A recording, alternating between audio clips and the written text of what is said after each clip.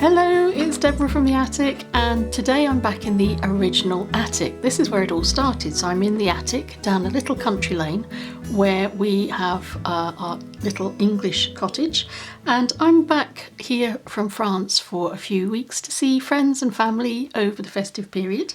But I have arranged for the boxes from your creative studio to be sent here, and I've only got very minimal supplies I was able to bring with me. So I've got a pencil, eraser, scissors, and I've got a ruler tucked in under here. But I'm confident that whatever is in this box, there will be plenty for us to make something. These boxes are always completely packed. If you're new here, welcome. Please go and check out some of the other videos on my channel. There are over 400 for you to choose from, and you can go to the playlist where everything is divided into card making, journal making, or if you're in a bit of a hurry, you can check out the coffee break tutorials as well. They're designed for you just to have a sit down, put your feet up, have a cup of tea, watch something creative that you can do. Speaking of cup of tea, I'm back in England. I've got a cup of tea and I've got a little dog on my mug. Don't know if you can see that. Looks just like Buster. And of course, if you're a returning friend, welcome back. Now, I haven't opened this box. We're going to discover it together, but I'm going to show you the hint on the card. There's a little prose piece here from Samuel Smiles, all about flower fairies. And actually, this little card in itself is so gorgeous. You could tuck that into a journal. That'd be worth keeping. Okay, let's dive straight in. Now, we're working under natural light here, so hopefully everything will still be nice and clear. I've chosen a good time of day for light to be pouring in through a little side window over here. And I'll try not to create too many shadows for you. This is very pretty, Daily Things. Oh, and it's parchments. It's like little parchment invoices. You always get loads of these in these books. Isn't that pretty? Washi tape. Now, don't be bored with me saying this, but try to retain your envelopes. Don't rip them if you can, because they can be used in projects later. Can you see the little fairy? Isn't that gorgeous? Flowers and fairies, all in these beautiful sepia vintage tones. This is a collection of little note papers. I'm going to take one out. Isn't that a beautiful little note card? It's already cut out. It has these lovely scalloped edges ready to tuck into your journal. The reverse is blank, so you can write on that and capture any moments that you want to. And the designs in the pack are all the same.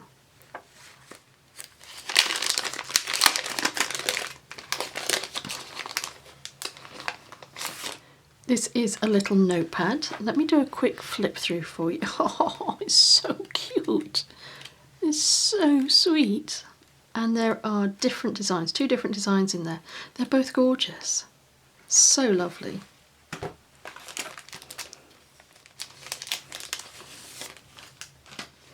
These are sticker sheets. Peel off the protective backing, and the whole sheet is a sticker. That's wonderful. And of course, you could cut these down. Let me show you the designs. Look at these little pieces here. They could be cut down and stuck onto something in your journal, and these as well. I mean, these are just fabulous. There's so many of them. All of those.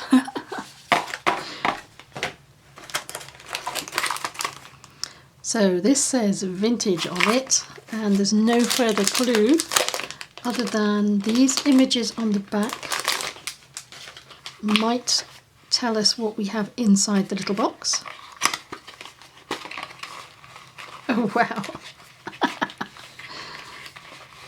Oh my word. Okay, turn it this way up. Oh wow, there's loads of these. I always say that seems to be the stock phrase I use in these videos. There's loads of these, because it's always true. But aren't these beautiful? Like parchment or vellum, flower papers. Beautiful.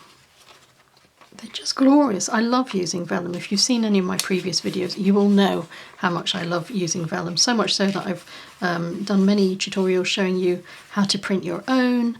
how to use it in journals and card making. I've gone a bit vellum daft this season actually. Isn't that beautiful? Lovely, lovely.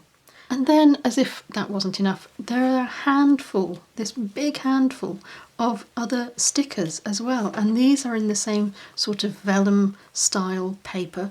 They're very thin, they're very fine. So you can add these as embellishments to pages without bulking out your journal. Oh, okay.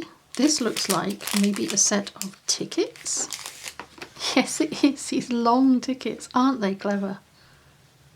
They're fabulous. So there's a little dotted bit here, and you can just fold that and then tear on the perforated line.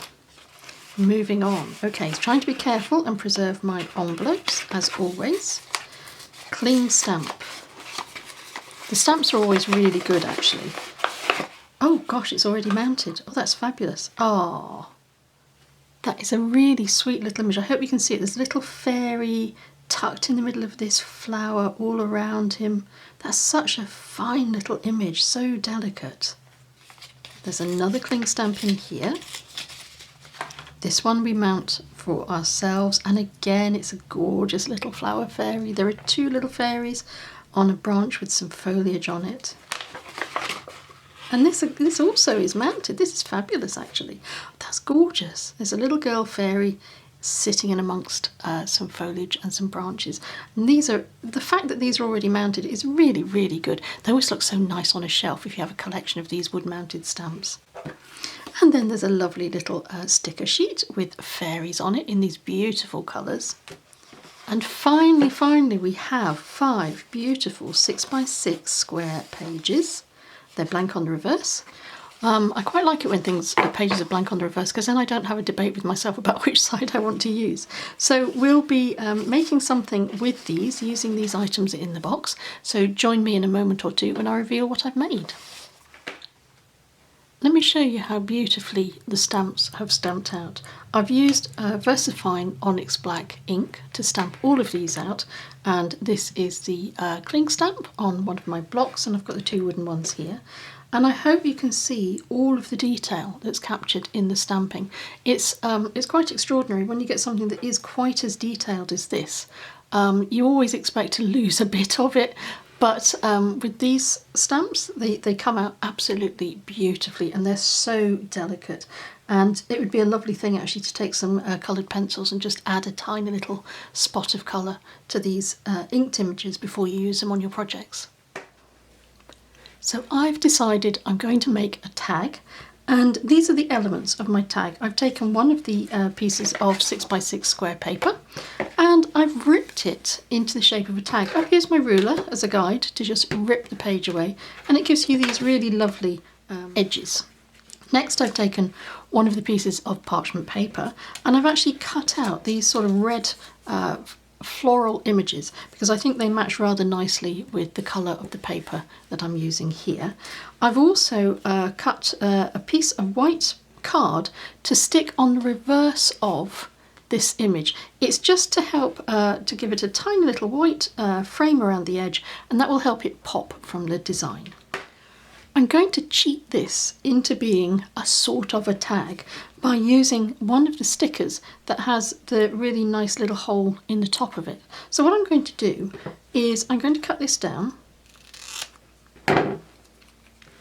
and I'm going to stick it on my piece of paper round about there, sort of top and centre, and I'm going to stick it into position. You can see how easily that protective backing just comes away. Let's see if I can stick this roughly in the top and the centre. Now all will become clear. I'm going to take my backed tag, this one, from the set of notes, and I'm just going to add a little glue to the reverse. And then I'm going to position it so that it looks as if that tag and the top sticker have a connection. And I'm using a liquid glue because that will allow me to move this little tag around and position it in exactly the right place. If you use tape runner or something that has an instant immediate tack, you lose the ability to jiggle things about a bit, and you might need to do that. So to pop my little flowers into place, they're going to sit sort of like that. All I need to do is add a tiny little spot of glue underneath, just underneath my little tag before everything dries. So I'll do the top one. And the reason I want to do it before everything dries is because I don't want to stick my flowers directly onto my tag and then have glue showing. So if I do it this way, it means that my flowers will not have glue marks underneath them. I think that looks rather jolly. I'm going to do the same just down here, just lift up one of these little corners and pop a little spot of glue underneath, then add my cut out flowers. The tag is shaping up really quite nicely, and I've taken 2 of these little transparent stickers from this box, and I'm going to use the little flower spray here just to complete this corner of flowers here. For some extra interest, I've added a piece of washi tape just down the side here, and that is my tag complete. And that's ready to be used for journaling because the reverse is blank, so you can write on there and tuck it into a journal, or you can actually use it as a gift tag on a present for a friend. Just pop a little hole in the top, add a piece of twine or thread or ribbon, and it's ready to go. Thanks very much for your time. As always, thank you for watching. If you haven't already, please subscribe. And to find all of the links for the vintage subscription boxes from your creative studio, just click the link below the video. Until we meet again, stay safe and take care.